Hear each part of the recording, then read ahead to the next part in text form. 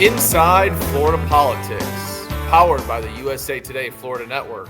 Florida Republicans rally around former President Donald Trump after DeSantis drops out. The governor continues to talk like a presidential candidate, and Florida's legislative session hits the halfway point. Hello, I'm Sarasota Herald Tribune political editor Zac Anderson, and those are some of the stories I'll be discussing this week with Gannett State Capitol reporter John Kennedy and Palm Beach Post politics editor Antonio Fins. But first,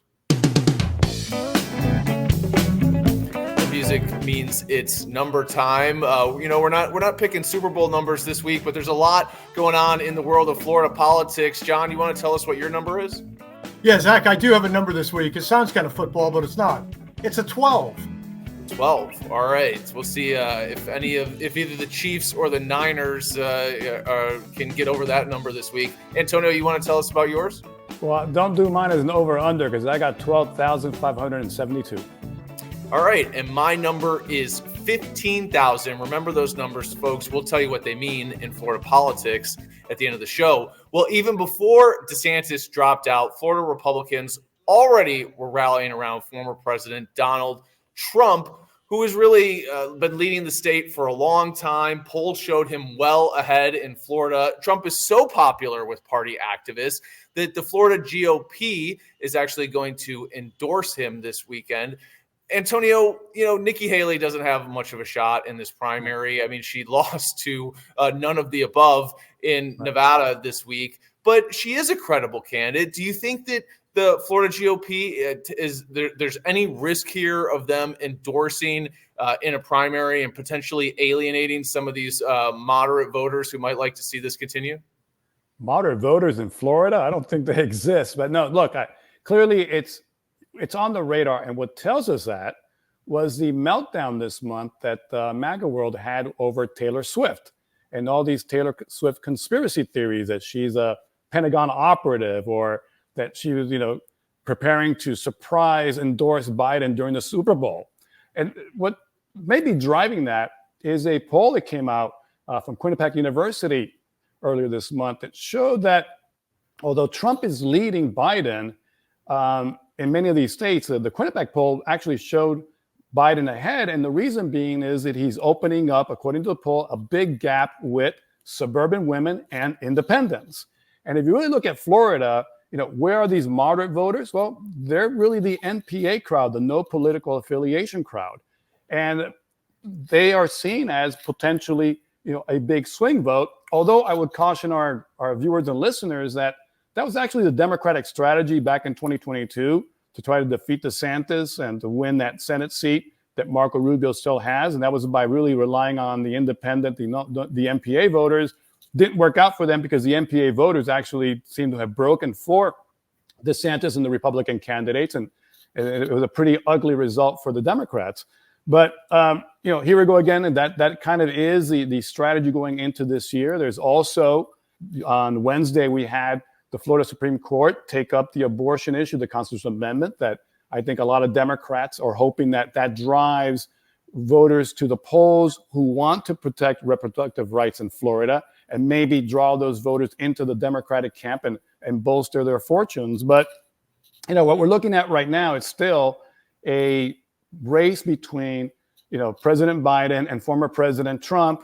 And if you look at all the polls, whether the common denominator seems to be that both are just kind of unpopular with the general population. And in fact, we just had a Florida Atlantic University Main Street poll that showed that nationally, Biden's approval rating was at 38%, which is really bad. And then Trump is only better in favorability rating at 42%. So if that's what it comes down to, then, what I'm hearing is a lot of people saying that two unpopular candidates at the top of the ballot is just going to dissuade voters from going to vote. And then it becomes a base versus base election.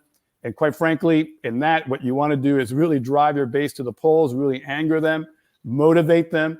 And this rhetoric that seems to scare off moderates would actually help the Republican candidate who looks to be Mr. Trump. Antonio, here in Florida, you really had a big schism in the Republican Party between DeSantis supporters and Trump supporters. In some days, that was really at the highest levels of the party. Right. Polls showed that the base was pretty firmly behind Trump. But when you're trying to get the party all on one page heading into the general election, right. Trying to bring people together, have some party unity, pull together these DeSantis supporters who, that was a pretty bitter primary. I mean, it got nasty, the whole DeSanctimonious stuff. DeSantis was hitting Trump pretty hard towards the end. Do you think that, there's any lingering animosity that could prevent some of this efforts at party unity between the Trump and the DeSantis camp? Look, I can tell you this, that giant sucking sound you heard is actually the big sigh of relief coming from Republicans that primary ended as early as it did. The last thing that, particularly here in Palm Beach County, which is Trump's home turf, the last thing that Republicans wanted was a drawn-out battle between DeSantis and Trump. They were all seeing themselves as being caught in the middle, having to side with one camp or the other. Way back, if you go back to like the fall of 2022, when Trump first unveiled the Ron DeSanctimonious nickname, I mean, everybody here was just gritting their teeth. The Republicans, we heard people who were really Trump ardent, full, all in on Trump, folks saying that, they didn't like that name calling, that you had these, they saw Florida at the apex of the National Republican movement with two of the most popular political figures in the country, both situated here. And a drawn-out battle between the two of them to really start ripping each other apart would have basically just splintered this party in two. So I think there is all of that you just said is correct. And I think people are just relieved that this big, drawn-out, primary battle did not materialize. And now they can focus on behind, former President Trump, who is the leader of the party in Florida, undisputed now. And, I think people are just. You don't see the same thing with Haley, right? I mean, there's not a lot of visible Haley support in Florida. There's really not a big danger to. No, there really wasn't. And there never really was. I mean, Haley is somebody who doesn't have much name recognition in the state, has never made any inroads into the state. And even if she were to be mounting a credible fight against Trump in terms of being able to win primaries and having polls showing her leading in other states, that would never be the case in Florida. This is Trump country. And as we've said in this podcast, the Trumpiest state in America. I wonder, I think that's very true for GOP activists, for people who are involved in the party, for elected leaders. I don't know how true it is for the average voter. I do think for an average Republican voter, there is still a decent percentage of them who are not all that happy with Trump. They don't like Biden, but they're not extremely happy with Trump. And maybe they would like a chance to vote for a Haley or somebody else to send a message in the primary. And I don't know that they're paying attention to what the Florida GOP is doing and who they're endorsing, but I'm not completely sure that the party as a whole is just ready to 100% get behind Trump. Although if you look at the activist base of the party, I was talking to some county GOP leaders and they were talking about some of the straw polls that they did. And literally, you'd have Trump getting 95, 97, 99% of the vote, some of it coming in for DeSantis, but literally 0 votes for Haley. So amongst the activist base, amongst the Florida GOP, the people who are involved in the party, I think that, Haley it doesn't barely even register at all. And that's one reason that the party's just going ahead and endorsing Trump at this point, because for party leaders, there really is no question. When we come back, talk about Ron DeSantis running a shadow presidential campaign as he stays focused on national issues after dropping out of the presidential race.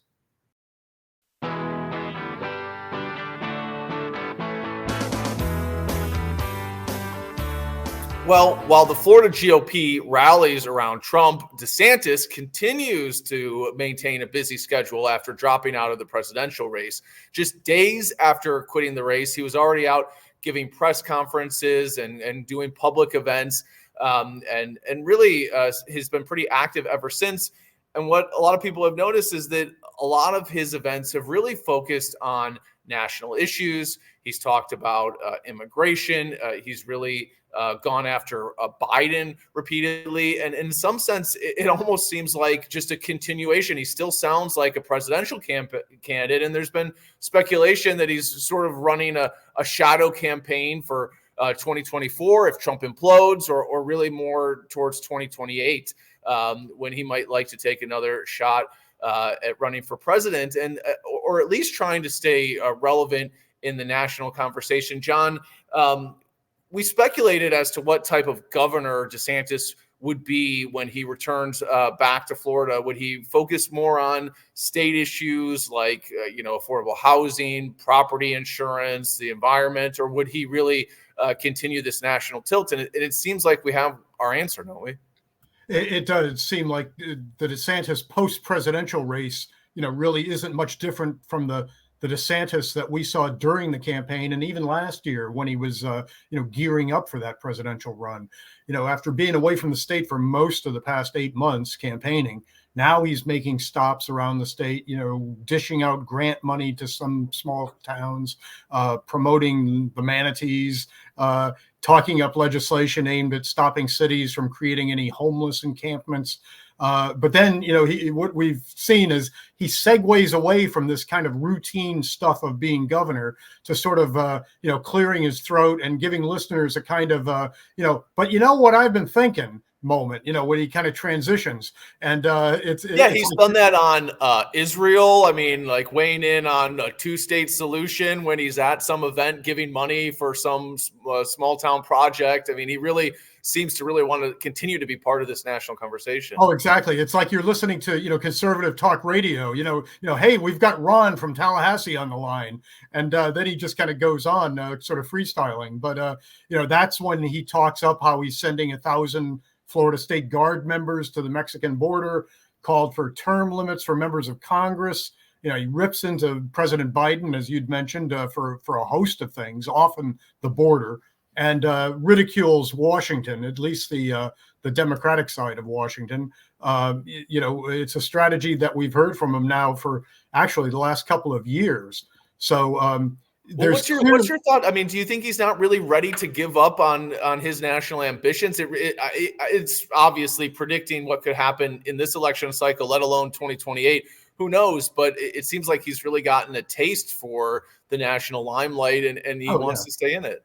Yeah, but there's clearly a difference now. Before, this kind of freestyling of what's on his mind was aimed at a really distinct goal, and that was, his soon to kick off then presidential race, which he was confident would result in him winning the Republican nomination. How'd that work out? Now you wonder, what's his goal? He's trying to keep relevant in a party clearly dominated by Donald Trump, who seems to hold him in contempt and basically was able to viciously and relentlessly pound him, and eventually annihilate the governor's presidential ambitions, helped along by, plenty of missteps from DeSantis. But I guess, some of these things on his mind now may draw national attention every now and again, but he really has moved into the, who really cares what Ron DeSantis is thinking category. But there once was a political parlor talk here in Tallahassee that, he could challenge Republican U.S. Senator Rick Scott this year, but that's not going to happen. Instead, DeSantis has 3 more years to go as governor in a big state. So he's got a platform for doing stuff that he can occasionally draw notice from a Republican base for, that also still seems to hold him in some esteem for, seizing on the kind of Fox News driven issues that really seem to animate Republican voters.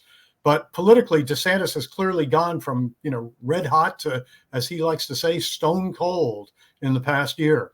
And he's now yesterday's news. So the next presidential race isn't until 2028. He's out of office in January 2027. So he's got a long way if he's going to defy recent history and reemerge as a presidential candidate. A comeback Rick Perry, Scott Walker, Ted Cruz, others similarly were unable to do it after initially catching some buzz like DeSantis in their singular presidential run. So he's got a long way to go and not a lot to do. Antonio, one of the issues that DeSantis is really talking about a lot after he dropped out of the race is immigration. And he talked about it a lot before he dropped out of the race. And that's because Republicans are really focused on this issue. If you look at the polling around Donald Trump, it's like, voters, that's one of his strongest suits. Voters really trust him more on immigration than they do Biden. But you saw really almost a Republican meltdown this week on immigration, where this border bill that they had demanded, they ended up rejecting after Trump rejected it. You saw them unable to impeach the Homeland Security Secretary over immigration. And then you saw DeSantis kind of chiming in from the sidelines and, saying they were like the Keystone Cops. And here he is sending troops to the border. He really seems to want to really get in this debate, but he's kind of on the outside. And quite frankly, what we saw this week is that Mr. Trump owns the immigration issue. And we saw it with the meltdown over that legislation. Like you said, this legislation is something that Republicans demanded as part of, to meet the need, the administration, the Biden administration want to refund Ukraine and send aid to Israel. And Republicans said, no, we're not doing that until you do the border. And not only did they go ahead and create this legislation, the border, but they basically gave the Republicans almost their entire wish list. So among the provisions in the measure, there would be a lot more expansion of detention facilities at the border to stop what Trump has been railed against, this catch and release, which is really what happens there is that people coming across the border are stopped, they file their asylum or their immigration claim, and then they're paroled into the U.S. while that's being decided. And the MAGA base, following Mr. Trump's line, argues that's catch and release, that is basically just, permitless entry into the U.S. They also provide $20 billion more dollars to help the border and the agents on the border. And in fact, you could tell that this is actually a pretty good piece of legislation, because the very conservative union that represents federal border agents, which has endorsed Trump in the past, basically signed on to this measure, saying that it was a pretty good, at the very least, a very good step first. But what happens then? Mr. Trump enters the fray and says, no, this is not doing. And he basically, both on Truth Social and in conversations with House Speaker Mike Johnson, and eventually with the U.S. senators, they basically pulled the rug from underneath both the Democrats in the Senate and the Republicans in the Senate that were getting behind this measure. And in Florida, well, Marco Rubio and Rick Scott are two U.S. senators. They both said no to the legislation. And in the House, the 20 members of the Florida delegation all voted to impeach Alejandro Mayorkas, although that failed. But I think that's going to come back. I think there were one or two members that were not around that will be back next week. And I think they're going to bring back that measure. And I think Mayorkas will be impeached. But all of this tells you that. You mentioned Rubio, Antonio. I mean, Rubio, more than anybody, knows the politics around this. He was part of the infamous Gang of Eight. Yep. It's really, he's probably having deja vu here. Well, no, he's got PTSD. I mean, he has to be. Look, the whole Rubio thing is the backdrop itself. Remember, in 2010, when he first ran for the U.S. Senate, he ran as an immigration hardliner. After he won, he got a lot of pushback, wrote an op-ed, which was almost like a recanting, and then got involved in the 2013 measure to try to have this comprehensive immigration reform bill, and basically was labeled as a traitor. And when Rubio ran against, and it's the same thing that's happening to Langford from Oklahoma. Yeah. I mean, the exact same thing. Well, he's already, James Langford from Oklahoma has already now been censured by the Oklahoma GOP. And Rubio in 2016, when he ran for president for the Republican nomination, it was the immigration measure that really killed him. That's where he lost out a lot to Trump. So he's got PTSD. This is an issue that Donald Trump has owned now for going on almost a decade. And if you're going to cross him on it in the Republican Party, you ain't going to have much of a future. And I think what we've seen the last few days bears that out. And I'll tell you, it's an issue that voters are really paying attention to, especially on the Republican side. I was out yesterday talking to some people for a story that I'm working on, and I talked to 3 different Republicans, and all of them brought up the immigration issue. They were extremely fired up about people coming across the border and what they saw as an open border. And so it is just a really a political issue that really animates a lot of Republicans, and there's a reason that Trump is so focused on it. When we come back, an overview of the first half of Florida's 60-day legislative session.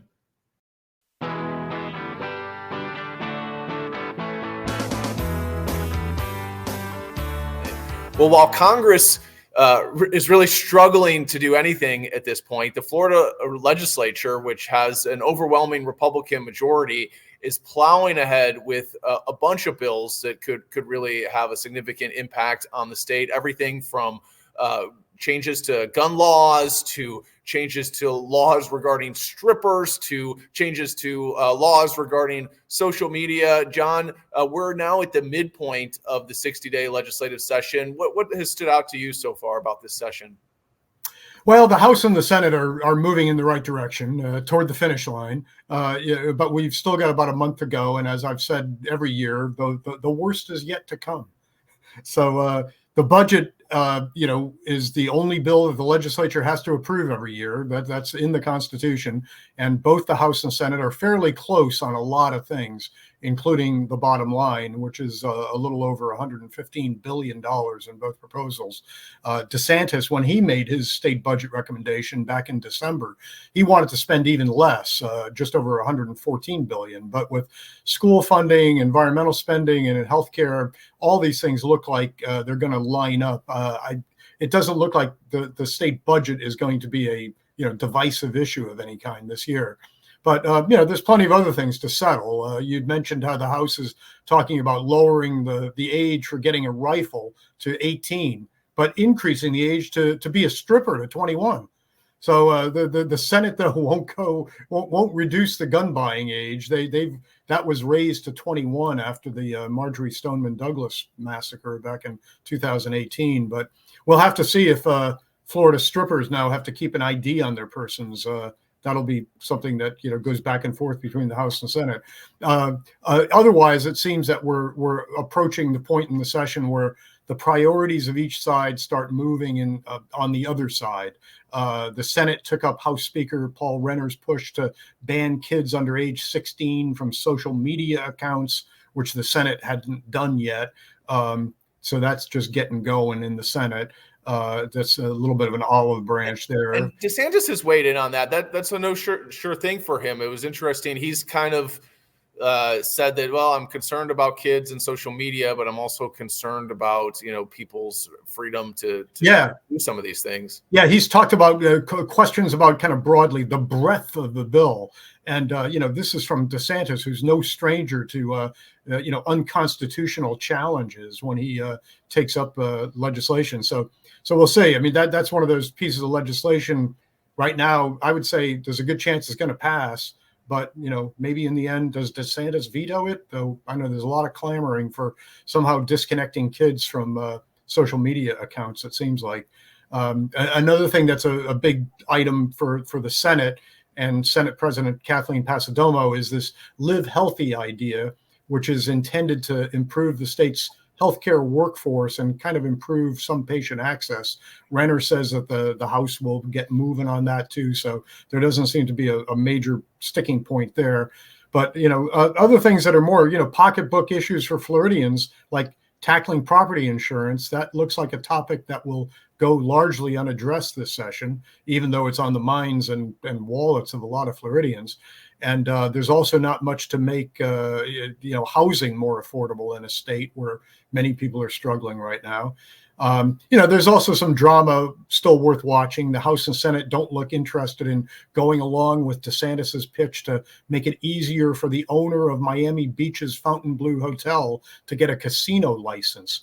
That Jeffrey Sofer, billionaire, he lent DeSantis his plane and put a lot of money into Republican campaign accounts, but he doesn't look like he's going to hit the jackpot with Republican legislative leaders now worried about this effort to kind of make it easier for him to get a pari-mutuel license, that somehow this could become troubling to the Seminole Gambling Compact, which recently finally cleared court challenges. This is something that was enacted back in 2021, but has been pretty much, on ice since then.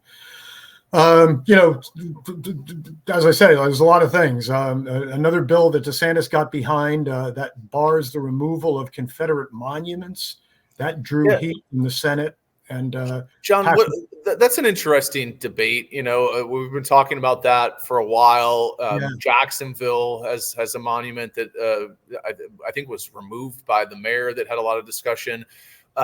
It kind of falls into some of this anti-woke legislation, you know, protecting monuments. There was a bill about LGBTQ flags and whether you could display certain flags. There's been so much of this anti-woke stuff over the last few years in Florida that was really DeSantis's brand. But some of these bills don't look like they're going anywhere this year. Yeah, there's questions about it. And Pasadomo, you know, through sourcing, it sounds like Pasadomo has kind of in the Senate has indicated that she's not really that interested in a lot of these culture war divisions. And this year, anyway, she went along with them all last year. So we're going to have to see. The House is still promoting a lot of them. The monument bill ran into some heated discussion just this week in a Senate committee. And she described some of the comments from the public that were there that talked about how this legislation is largely designed to kind of protect white history. She found those comments to be abhorrent, was the word she used. And so that kind of raises the doubts about whether that may be happening, even though it's something that a rather prominent Southwest Florida state senator, Jonathan Martin, is behind.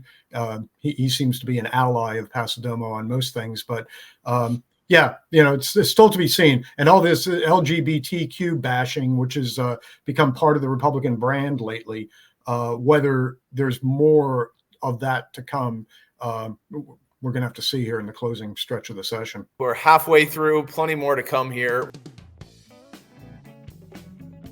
We'll move on to some numbers. Antonio, you want to tell us about yours? I got 12,572, and that is a population of Franklin County, Florida. And it's not usual for a county and one that's that small to have some, you know, basically have legislation to change state law in their favor. But that's what's happening. And what's at play here? For those not too familiar with Franklin County, it's in the Panhandle. It's bordered in the south by Apalachicola Bay and to the north by the Apalachicola Forest. And the issue they're having in Franklin County is black bears. Here's the problem. Basically, there's a number of incursions of black bears into the social life of Franklin County. One black bear apparently or is accused of having swiped somebody's lunch at Burger King. Another one was caught on a house door camera swiping away a delivery of Taco Bell.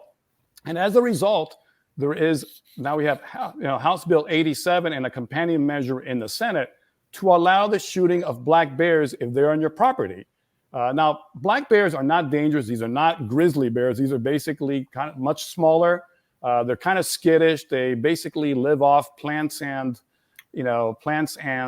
insects and the occasional whopper they can swipe from somebody. But in Franklin County, this has become such a problem that even the sheriff who says, listen, go ahead and just shoot them off with the whistle or something. No, they now want this legislation to allow people in Franklin County to shoot the bear. In fact, folks have called it the stand your ground law against bears. So whether this will go anywhere or not, I don't know, but it kind of tells you how Florida, with all the population growth we're getting, this is, we're in more and more encroachment on, basically wildlife habitat. And, with laws that have protected wildlife habitat, there's more wildlife, which is a good thing. But nonetheless, in Florida, state lawmakers having gone after Mickey Mouse, now they're taking aim at Winnie the Pooh, Brother Bear, and the Country Bear Jamboree. Antonio, I have to admit, I haven't followed the debate over this bill that closely, but I did catch a snippet of it where I think it was the sponsor or somebody was referencing the movie Cocaine Bear, where a bear eats cocaine and goes on a rampage. And the debate has gone off the rail when Cocaine Bear is being referenced. Fortunately, these Franklin County bears apparently are just junk food junkies. That's it, right? Apparently. Apparently, and it may well be this legislation that's on crack, but I'm a we'll see little how this bit goes. less afraid of a bear that eats some Burger King and probably just takes a nap than cocaine bear. But John, you want to tell us about your number? Yeah, Zach, I came in with a 12, and we used to talk a lot on this show about presidential primaries back when Ron DeSantis was a candidate. Well, we filled our discussions with talk of Iowa, New Hampshire, even South Carolina. But you know what? Florida is going to have a Republican presidential primary in just over a month on March 19th. And spoiler alert, it looks like Donald Trump is going to win. He may even by then be unopposed. But it also looks all but certain now that Trump will be the presidential nominee for the Republicans. And if that happens, my number 12, well, this will be the 12th straight Republican presidential primary that Florida Republicans chose the man who became the eventual presidential nominee for the party. Florida bets on the favorite. And as a typically late presidential primary, the favorite is usually clear by the time Floridians cast ballots in their primary. In 2008, Florida Democrats backed Hillary Clinton over Barack Obama, who became the nominee that year. That was a little bit of drama, but even on the Democratic side, it's usually a pretty, go with the favorite kind of thing. But Florida Republicans have consistently backed the eventual nominee, going back to Richard Nixon in 1972 in the state's first Republican presidential contest. It stayed that way all the way through Reagan, 2 President Bushes, and even Donald Trump twice in 16 and 20. Although we've had 14 presidential cycles since 1972, Reagan and George W. Bush weren't opposed in Florida in their presidential reelection year. So we've had 12 primaries of Republican voters actually picking out the winners. We haven't had too many real contests. George H.W. Bush managed to beat back a challenge from, you remember, arch conservative Pat Buchanan in the 1992 Florida primary. And then Republican Governor Charlie Crist, his endorsement of Arizona Senator John McCain helped lift him to victory in the 2008 Florida primary over Mitt Romney, Rudy Giuliani, and Mike Huckabee. But this year, Florida's upcoming primary is a long way from being where we once were in this race. Remember, we had Florida men, Donald Trump, Ron DeSantis, and even Miami Mayor Francis Suarez running for president last year. Instead, now it looks like there's only going to be one Florida man left standing. Yeah, I think this is going to be a pretty anticlimactic primary. No DeSantis, and Nikki Haley will probably potentially be out of the race by then. And if she loses South Carolina, it's going to be pretty hard for her to continue. That's her home state, but we'll see. Well, my number is 15,000. That's how many homeless people were living on the streets last year in Florida. DeSantis weighed into the homeless issue this week. He held a press conference where he declared that he is supporting legislation that is moving through the House and the Senate right now that would crack down on public homelessness. One of the bills is focused on camping and sleeping in public, and DeSantis declared that he wanted to outlaw that in Florida. This is an issue that Florida cities and counties have grappled with for a long time. It's a very difficult issue and an intractable one. Here in Sarasota, I've followed the debate locally, and it's literally something that the city commission has spent hours and hours and hours on trying to figure out a solution to get people off the streets, to get them housed. Cities and counties have taken, all kinds of approaches to this. Some of them more like what DeSantis wants, where you have laws that crack down on public aspects of homelessness, like sleeping in public or panhandling. Other cities and counties have focused more on just trying to get people into housing through what they call a housing first strategy.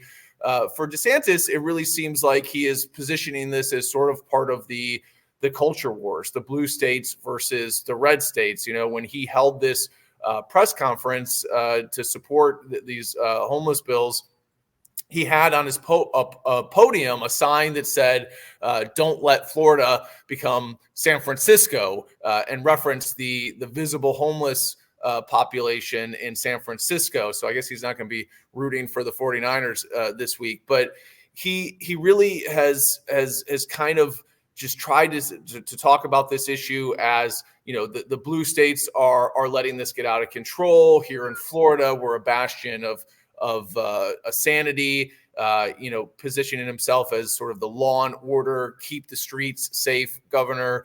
But it really shows that even as he tackles one of these issues that is really very local in a way, he's trying to make it national, trying to get national attention, and still trying to stay in the national spotlight, even though his presidential campaign has come to an end.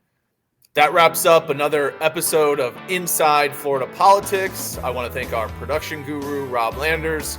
Thanks to all of you for tuning in. We're out of here.